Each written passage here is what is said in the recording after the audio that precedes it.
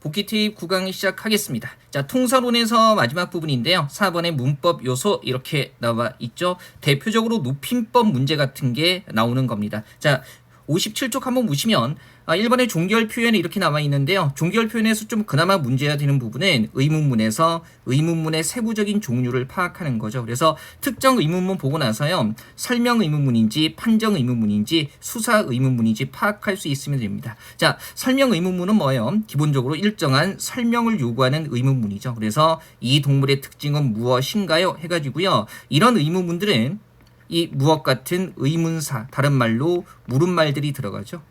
단어 자체가 의문의 뜻을 나타내고 있는 것들이에요. 그래서 우리 육하원칙에 쓰이는 누가, 언제, 어디, 무엇, 어떻게, 왜, 그 다음에 어느 이런 것들이 다 이제 의문사, 물음말이 되는 거고요. 자, 판정 의문문은요, 긍정이나 부정의 대답을 요구하는 의문문이죠. 그래서 오늘 오후에 시간이 있니? 그러면 있으면은, 없으면 아니 이렇게 얘기하면 되는 거고요. 자, 수사 의문문은요, 그죠? 말 그대로 의문문의 형태이기는 한데 서술이나 명령의 효과를 나타내는 거죠. 대답을 요구하지 않아요. 그래서 그렇게만 되면 얼마나 좋을까 이런 것들, 그죠? 뭐 그렇게 되면 좋겠다라고 서술하면서 강조하는 거죠. 그 다음에 빨리 공부하지 못하겠니? 물어보는 거 아니죠? 공부하라고 명령하는 겁니다. 문학에서 이런 것들 뭐라고 했어요? 예, 그렇죠.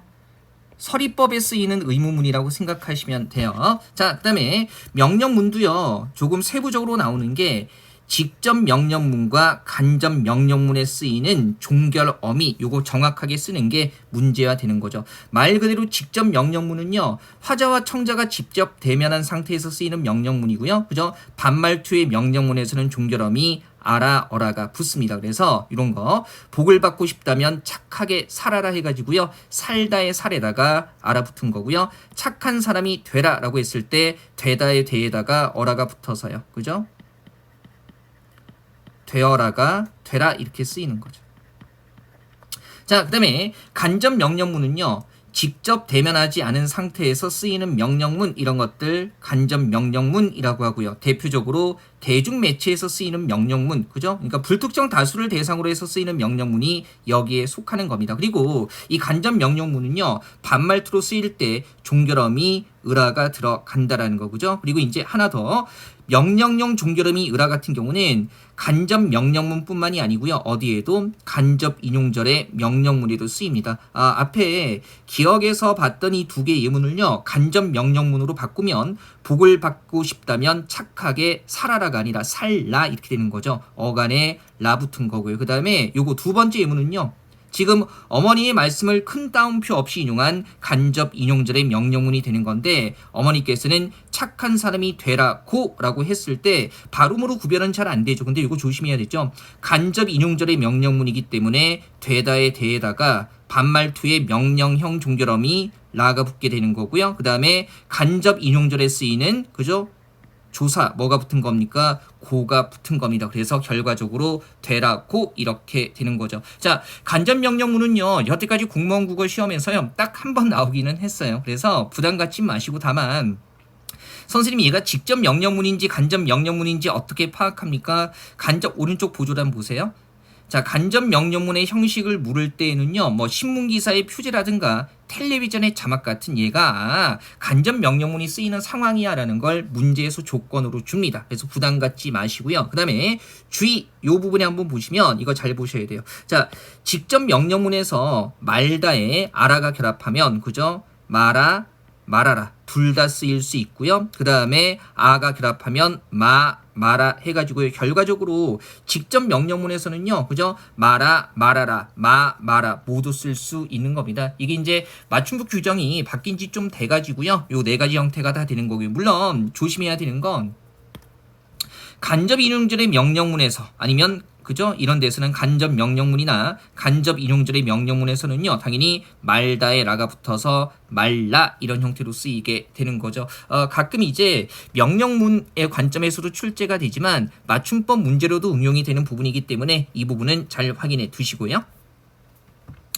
청유문 같은 것도요, 세부 종류를 가끔 물어봐요. 그래서 화자가 청자에게 함께 행동하도록 권유하는 건지, 아니면 화자만 행하기를 원하는 건지, 청자만 행하기를 원하는 건지, 물론 괄호 속에 상황을 주기 때문에 파악하는 거 어렵지는 않습니다. 자, 그 다음에 2번에 높임 표현이라고 해서 나와 있죠. 자, 기본적으로 높임 표현의 종류 파악하는 거 필요해요. 그래서 일단 기본적으로 주어가 되는 사람, 즉 사람인 주어를 높이기 위한 표현을 쓰면 주체 높임이 되는 거고요. 그죠? 그 다음에 사람인 목적어나 부사어를 높이는 경우에는 뭡니까? 객체 높임이 되는 거죠. 보세요. 여기 예문 보면 동생이 오다에서 주어를 아버지로 바꿨더니 조사 깨서와 오다에 서너머러미 시 넣어서 쓰고 있죠. 이 깨서나 서너머러미 시 같은 경우는요, 문장의 주어인 아버지, 사람인 주어를 높이기 위한 것이기 때문에 주체 높임이 되는 거고요. 그 다음에 여기 객체 높임의 예문 보세요. 나는 친구에게 과일을 주었다라고 했을 때 이 친구를 선생님으로 바꾸면요, 그죠? 조사 깨를 쓰고요, 주었다를 드렸다로 바꾸게 되죠. 여기서 깨나 드렸다 같은 경우는 문장에서 대상이 되는, 즉 사람인 부사어를 높이기 위한 표현이기 때문에 이런 것들 객체 높임이 되는 거죠. 그죠? 자, 사람인 목적어를 높이는 경우도 이렇게 써요. 할머니를 모시고 클럽에 갔다. 그죠? 했을 때 뭐 갈 일이 그렇게 흔하진 않겠지만 어쨌든 이 데리고 대신에 모시고 라는 높임 표현은요, 할머니를 이라는 사람인 목적어를 높이기 위한 거기 때문에 객체 높임법이 되는 거죠. 자, 그 다음에 상대 높임 같은 경우는요, 그죠? 말 그대로 듣는 이를 높이는 건데 상대 높임법 자체는요, 높이거나 낮추는 체계 둘 다 있고요. 그죠? 그 다음에 크게 격식체와 비격식체가 있습니다. 자, 어차피 국어의 모든 문장에서 종결어미가 있으면 상대를 높이거나 낮추는 방법이 쓰이는 건데, 상대 높임법에서 가끔 문제가 나오는 것은요, 그죠? 종결어미 형태 보고 격식체와 비격식체에 어떤 단계에 속하는지, 요즘에는 이렇게 세부적인 거 잘 묻지는 않지만 그래도 여전히 나올 가능성을 배제할 수는 없기 때문에 이거 바로 알아두셔야 되죠. 그래서 격식체에서 아주 높임의 하십시오체 같은 경우는 니다, 니까, 십시, 시지요 이렇게 붙게 되고요. 그 다음에 예서 높임의 하우체는요, 맨 끝에 오오오, 그 다음에 비읍시, 벽시, 구려. 그죠? 자, 어차피 하구려, 하는구려 했을 때 명령문인지 감탄문인지는요, 굳이 명령문에 쓰이는 종결어미, 감탄문에 쓰이는 종결어미 이렇게 외우지 않아도요, 우리가 국어 문장의 종류 파악하는 건 어렵지 않기 때문에 문장 형태에 따라서 외울 필요는 없어요. 종결 표현에 따라. 그 다음에 예사맞춤의 하계체, 요즘에 잘 안 쓰이는 말투기 때문에 조금 헷갈리는데요, 이렇게 암기하시면 되죠. 여기 내, 미음새, 그 다음에 가, 나, 개새, 구먼 해가지고요, 요 같은 느낌으로 냄새 나는가, 개새구먼 이렇게. 그죠? 우리 하단은 해봤으니까 가다 가지고 만들면요, 내가 가네, 내가 감새, 가나, 가는가, 가게, 가세, 가는구먼 이렇게 해가지고요, 요거 외워두시면 되고요. 그 다음에 아주 낮춤의 해라체 같은 경우는요, 다냐, 니라, 그죠? 니라, 그 다음에 뭡니까? 자, 능구나. 물론 렴이나 렴이나 있지만 시험에 나온 적은 없어요. 그래서 기태형 거북이, 다냐, 니라, 자는구나.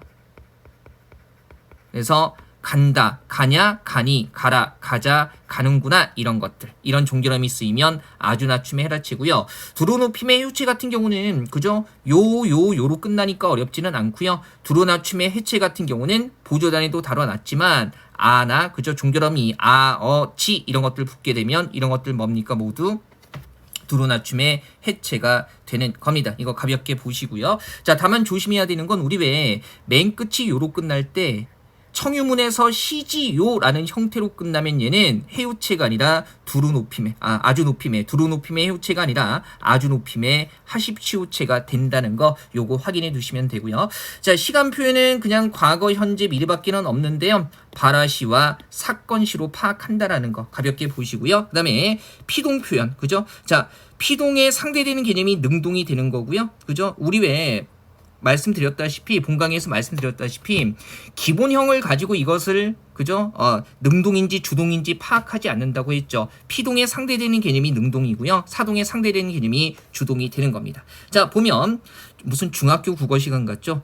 피동문 만들 때 문장 성분 바뀌는 거 억지로 외울 필요 없다고 했죠. 그냥 이렇게 바꾸고 나서 우리가 알고 있는 문장 성분 개념을 적용하면 되고요. 다만 이제 파생적인 피동이라고 했을 때 전미사, 이히리기 같은 거 붙여서 만드는 피동을 파생적인 피동이라고 하고요. 그 다음에 서술어의 구조를 바꿔서 아지다나 어지다 붙여서 만드는 것을 통사적인 피동이라고 해요. 자, 요즘에는 뭐 능동을 피동으로 바꾸는 것에 대한 문제는 거의 나오지 않기 때문에 오히려 개념적으로 이것과 관련해서 이게 중요하죠. 이중피동이라는 개념. 문법적으로 틀린 거라는 거. 중복되는 표현을 썼기 때문에 당연히 틀린 표현이고요. 이거 조심해야 되죠.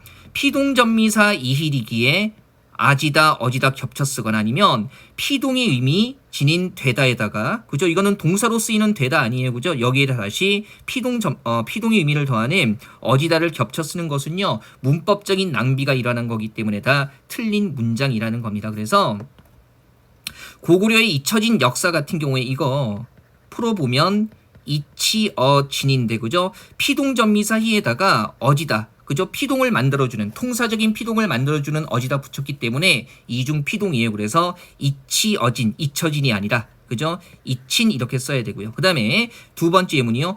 수익금 전액이 문화산업에 사용되어진다라고 했을 때 사용되다만으로 피동의 의미를 갖게 되는데 거기에 또 어지다를 붙인 거니까 역시 이중피동으로 틀린 거죠. 그래서 사용된다, 요거 알아두셔야 되고요. 이렇게 붙이는 게 맞는 거고요. 그 다음에 요 어휘 굉장히 중요하죠.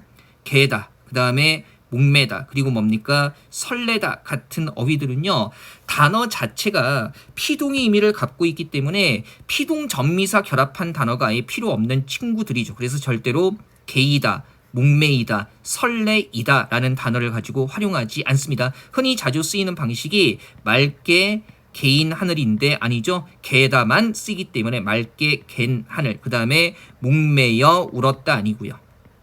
그죠? 목매이다 활용하면 안 되죠. 목매다에 어 붙어서 목매어 울었다 이렇게 되는 거고요. 그 다음에 설레다라는 단어만 있고요. 설레이다라는 단어는 아예 쓰지 않기 때문에 설레임 이렇게 쓰면 안 되고요.